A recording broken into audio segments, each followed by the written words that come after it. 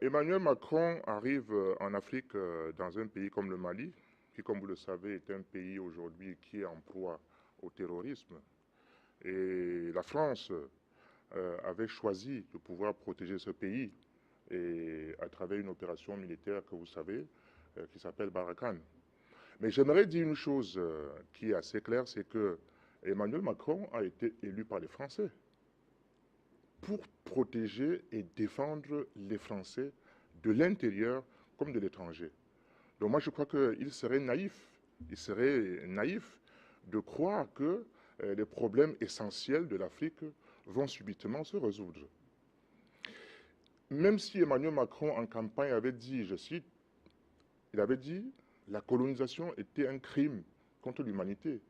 Moi je crois que ça c'est des discours politiques. Personnellement, il faut prendre ça avec beaucoup de pincettes. Les vrais problèmes de l'Afrique, il faut dire qu'en Afrique, nous avons des problèmes. Les vrais problèmes de l'Afrique, ce n'est pas les mêmes, selon là où on se trouve en Afrique. Si vous vous retrouvez dans la zone du Maghreb, les problèmes, ce n'est pas les mêmes. Quand on se retrouve en zone subsaharienne, les problèmes, ce n'est pas les mêmes.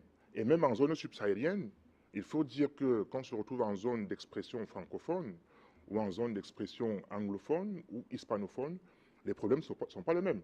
Mais en ce qui nous concerne, beaucoup plus proche, je crois que les vrais problèmes de l'Afrique francophone noire, aujourd'hui, demeurent d'abord sa souveraineté monétaire.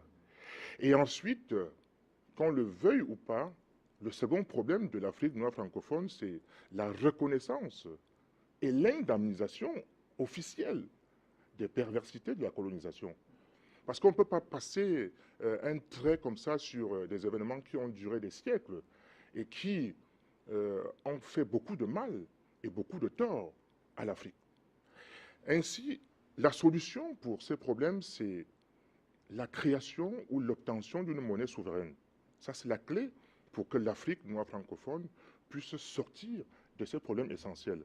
Et deuxièmement, il faudrait qu'il y ait une opération d'indemnisation de cette colonisation. La deuxième chose, c'est que l'actualité nous oblige à revenir sur un événement récent en Côte d'Ivoire. Vous vous souvenez, nous avons entendu, on a vu des mutins qui se sont soulevés et qui ont demandé, qui ont même exigé le paiement intégral de leur dû après mission accomplie. On se pose des questions.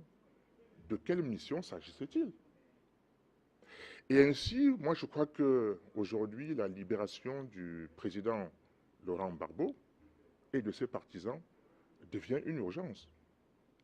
Parce que tant que ces questions ne seront pas réglées, ce sera la source de beaucoup de problèmes sociaux. Ça devrait intéresser Macron également. Eh bien, je crois que le nouveau président français, Emmanuel Macron, doit tenir compte de tout cela. Parce que vous savez, l'histoire se répète, mais l'histoire ne se répète pas toujours de la même façon. Aujourd'hui, quand on regarde ce qui s'est passé en Côte d'Ivoire, eu égard à ces événements sociaux, on sait réellement à qui aujourd'hui a les dents de l'éléphant. Vous vous souvenez, ce célèbre homme politique qui avait dit dans les geôles de la CPI, il a dit il faut demander à qui se trouvent les dents de l'éléphant. Et aujourd'hui, on sait à qui appartient, à qui a donc les dents de l'éléphant.